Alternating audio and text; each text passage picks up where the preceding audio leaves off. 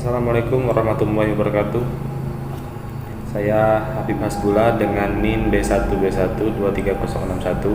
Di sini saya akan menjelaskan tentang keuangan desa. Baik, yang pertama. Jadi tentang keuangan desa ini diatur pada Undang-Undang Nomor 6 Tahun 2014 tentang desa. Dalam Undang-Undang Nomor 6 Tahun 2014 ini, desa yang dulunya objek sekarang berubah menjadi subjek. Subjek di sini dimaksud adalah desa itu bukan lagi sebagai penerima, tapi melainkan sebagai subjek atau pelaku, kita bilang. Kalau disangkutkan dengan prinsip otonomi daerah, desa yang bersifat subjek ini kurang lebih sama. Jadi desa itu mempunyai hak untuk bangun, mengelola, serta mengatur rumah tangganya sendiri. Di sini sudah dijelaskan bahwasanya dulu desa yang bersifat objek, kewenangan desa merupakan kewenangan daerah yang diserahkan kepada desa. Artinya desa yang dimaksud sebagai objek ini melaksanakan tugas daerah. Dia sebatas melaksanakan, dia tidak bisa menentukan, merencanakan maupun mengelola yang lainnya.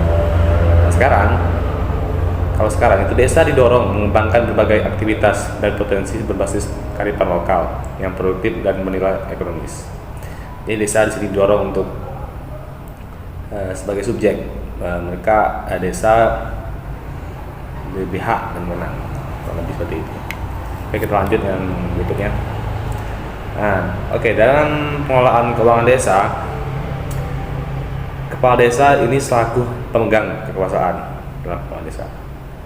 Jadi untuk pengelolaan keuangan desa itu sendiri, kepala desa sebagai kekuasaan tertinggi untuk mengelola keuangan tersebut. Tugasnya apa saja? Yaitu yang pertama menetapkan kebijakan tentang pelaksanaan APB desa. Yang kedua menetapkan kebijakan tentang pengelolaan barang milik desa. Yang ketiga melakukan tindakan yang pengeluarannya atas beban APB desa.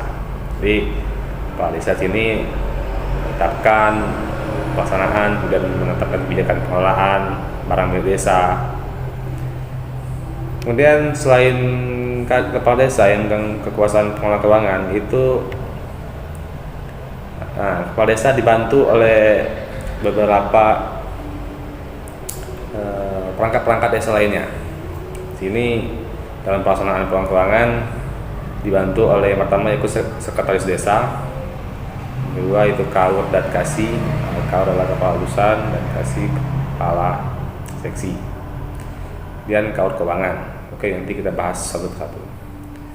Yang pertama yaitu sekretaris desa. Jadi pada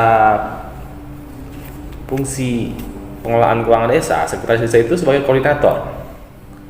Tugasnya apa saja? Yaitu mengkoordinasikan penyusunan dan pelaksanaan kebijakan APB desa. Jadi sebagai koordinator dia melakukan koordinasi dengan siapa? Dengan antar kaur, antar kepala desa.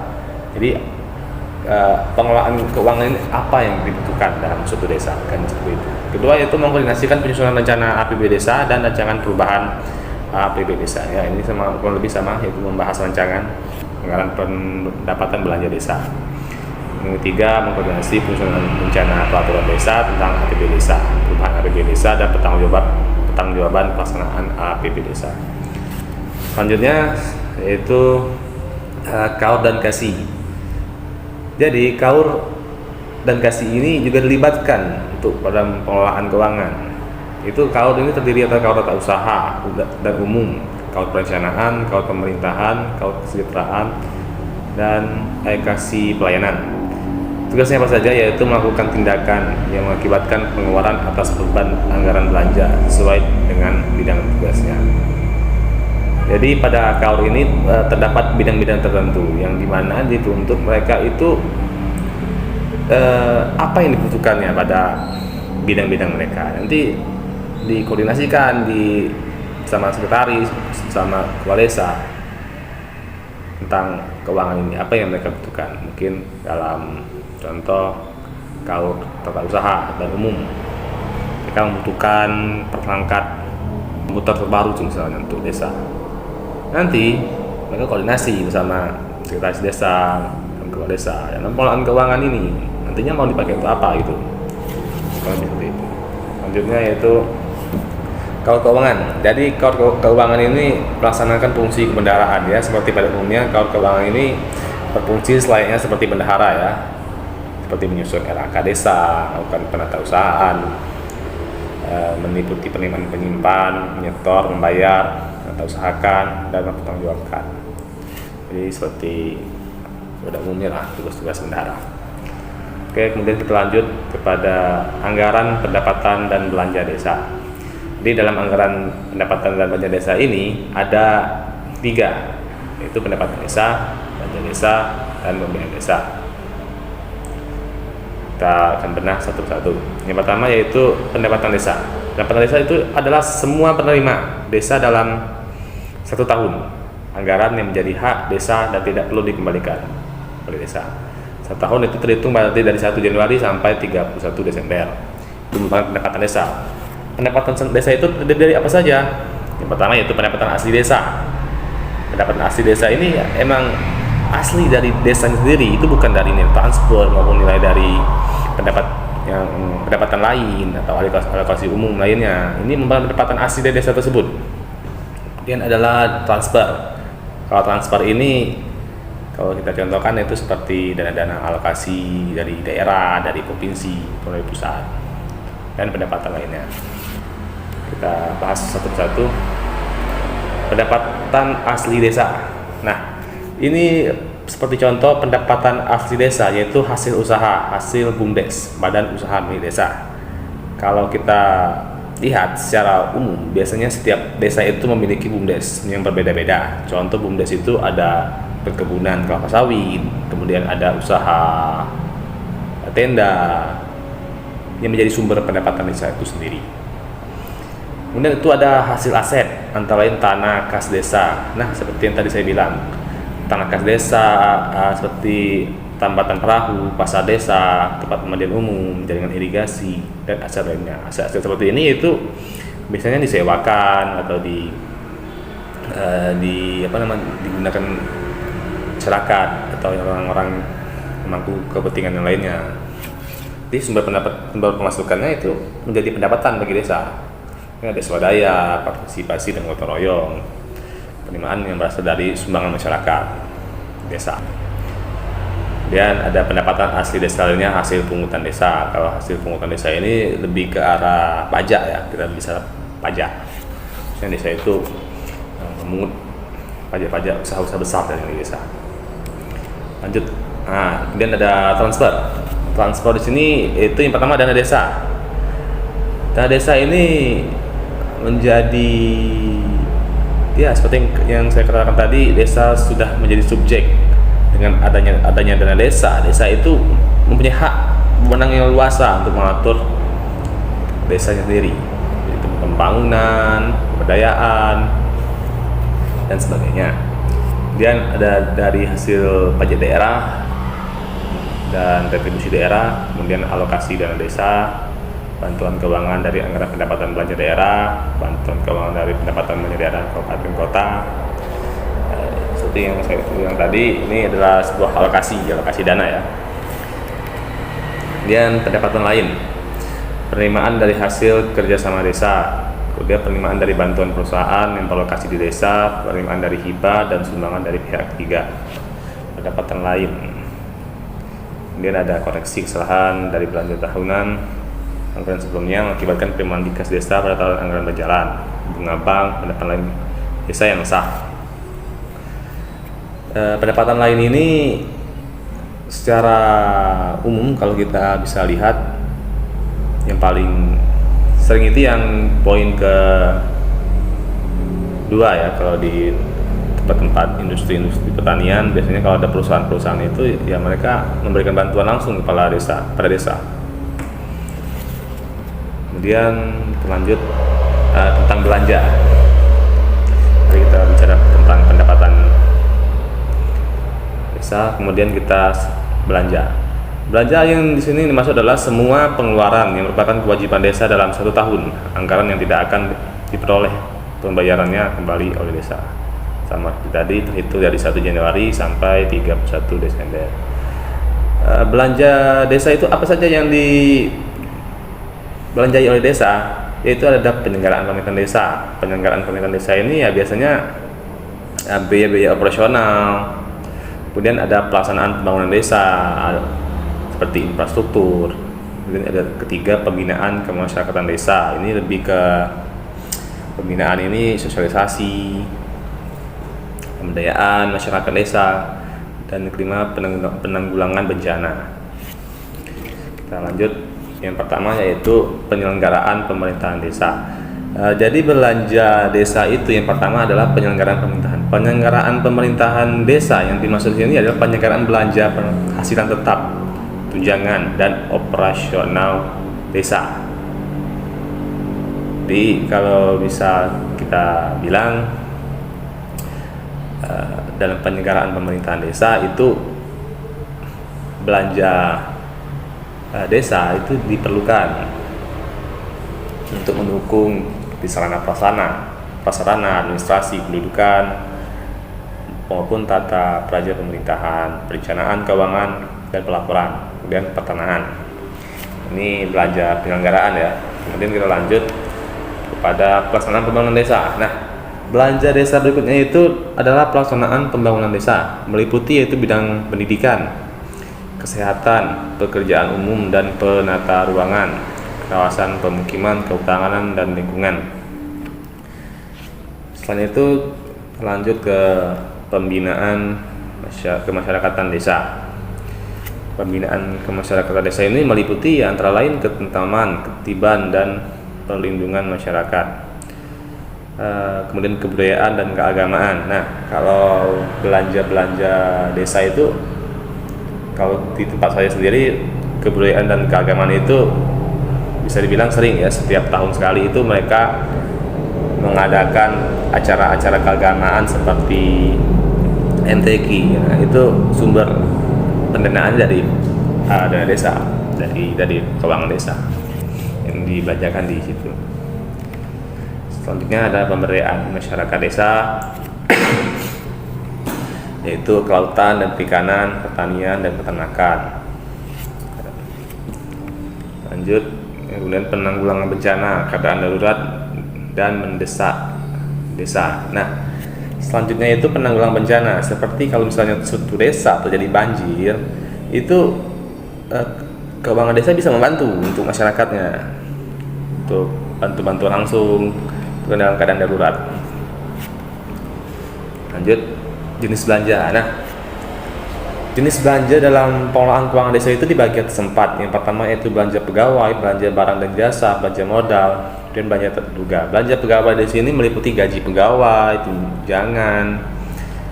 Kemudian ada belanja barang dan jasa, ini barang-barang operasional gitu, kalau kita seperti barang-barang kantor, dan belanja modal dan belanja terduga. Lanjut, belanja pegawai dianggarkan untuk pengeluaran penghasilan tetap, tunjangan, penerimaan lain, dan pembayaran jaminan sosial bagi kepala desa dan perangkat desa serta tunjangan BPD. Di sini juga jelas ya bahwasanya keuangan desa itu untuk membayar kepala desa yang dibayar setiap bulan, dianggarkan dalam bidang pendidikan desa, jadi dibayarkan setiap bulan untuk gajinya gitu ya. Selanjutnya itu ada belanja barang, digunakan untuk pengeluaran bagi pengadaan barang dan jasa yang dinilai manfaatnya kurang dari 12 bulan. Antara lain operasional pemerintahan desa ya, sudah saya jelaskan tadi. Operasional desa itu seperti alat-alat kantor, perangkat komputer, meja, kursi. Kita lanjutkan kepada materi berikutnya, yaitu pengelolaan keuangan desa. Jadi sini adalah rangkaian dari pengelolaan keuangan desa itu seperti apa. Jadi yang dimulai dari pertama yaitu perencanaan, pelaksanaan, penatausahaan, pelaporan, sampai yang terakhir dengan pertanggungjawaban. Kita mulai dari rencana ya, dari yang pertama yaitu perencanaan. Perencanaan merupakan perencanaan penerima dan pengeluaran dari pemerintahan desa pada tahun anggaran berkenaan yang dianggarkan dalam APB desa. Jadi dalam perumusan APB desa, misalnya untuk tahun 2025, nanti anggaran APB desa tahun 2025 itu direncanakan 1 tahun sebelumnya, artinya pada tahun 2024 itu sudah direncanakan apa yang mau digunakan anggaran tersebut untuk apa gitu. Dan selain dari perencanaan, yang tahapan selanjutnya yaitu pelaksanaan. Sudah direncanakan sebelumnya, kemudian dilaksanakan. Apa itu pelaksanaan? Merupakan penerimaan dan pengeluaran desa yang dilaksanakan melalui rekening kas desa pada bank yang ditunjuk bupati dan wali kota, dan kepala desa menugaskan kaur dan kasih pelaksanaan kegiatan anggaran sesuai tugas, menyusun BPA paling lama 3 hari kerja setelah peraturan desa tentang APB desa dan peraturan kepala desa tentang penyebaran APB desa ditetapkan. Dan BPA terdiri dari rencana kegiatan dan anggaran desa, rencana kerja kegiatan desa, rencana anggaran biaya. Jadi yang dimaksud pertama yaitu pada pelaksanaan itu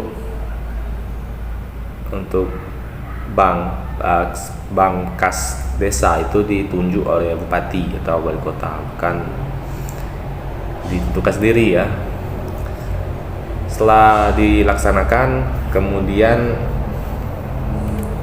lanjut kepada penata usahaan, dilakukan oleh kaur keuangan sebagai pelaksana fungsi kebendaraan dengan mencatat setiap penerimaan dan pengeluaran dalam buku kas umum yang ditutup setiap bulan.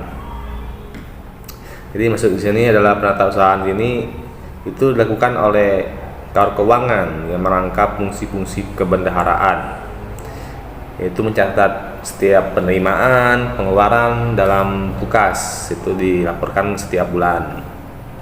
Perusahaan. Kemudian pelaporan, kepala desa menyampaikan laporan pelaksanaan APB desa semester pertama kepada bupati, wali kota melalui camat, yang terdiri dari pelaporan pelaksanaan APB desa dan laporan realisasi kegiatan. Jadi yang disini dimaksud adalah kepala desa itu wajib melaporkan tentang pelaksanaan APB desa. Jadi mereka itu bertindak tidak semena-mena mereka, jadi harus dilaporkan, dipertanggungjawabkan, akuntabilitas secara jelas dan transparansi. Di dana mau diapakan itu kan harus dilaporkan dulu pada camat, lalu camat kepada bupati, wali kota. Setelah di pelaporan itu pada tahapan terakhir itu pertanggungjawaban. Kepala desa menyampaikan laporan pertanggungjawaban realisasi APB desa kepada bupati, wali kota melalui camat setiap akhir tahun anggaran paling lambat 3 bulan setelah akhir tahun yang ditetapkan dengan peraturan desa. Peraturan desa disertai dengan laporan keuangan, laporan kegiatan, daftar program sektoral. Sampai pada tahapan terakhir yaitu pertanggungjawaban. Jadi dalam pengelolaan keuangan desa, kepala desa itu juga wajib menyampaikan laporan pertanggungjawabannya. Apa saja itu yang dilakukannya terhadap dana desa, apa yang sudah dibuatnya, itu harus dipertanggungjawabkan. Jika tidak terjadi ditanggungjawabkan itu berarti tidak tepat sasaran, berarti pengelolaan dana desanya tidak tepat guna gitu. Setelah itu kita lanjut ke realisasi dana desa. Realisasi dana desa, kebijakan dana desa. Kalau kita lihat pada diagram ini ya, itu menunjukkan bahwasanya dana desa ini mengalami peningkatan ya setiap tahunnya, peningkatan signifikan ya. Dari mulai tahun 2015 itu desa mendapatkan 240 juta dana desa, itu sampai pada tahun 2023 hampir mendekati angka 1 miliar ya dana desa. Jadi penting dana desa ini untuk pembangunan desa ya. Tapi dalam kebijakan dana desa ini terdapat masalah. Masalahnya itu yang paling pertama itu masalah korupsi. Berdasarkan statistik data di sini dijelaskan bahwasanya masalah korupsi terbesar itu dana desa. Jadi makanya orang itu kades itu berbondong-bondong mau menjadi kades, calon kades. Mereka rela menggunakan money politik untuk mendapatkan jabatan tersebut. Ya karena ini korupsi dana desa. Korupsi dana desa ini menjadi kasus sangat besar di Indonesia. Dan ini harus dibenahi.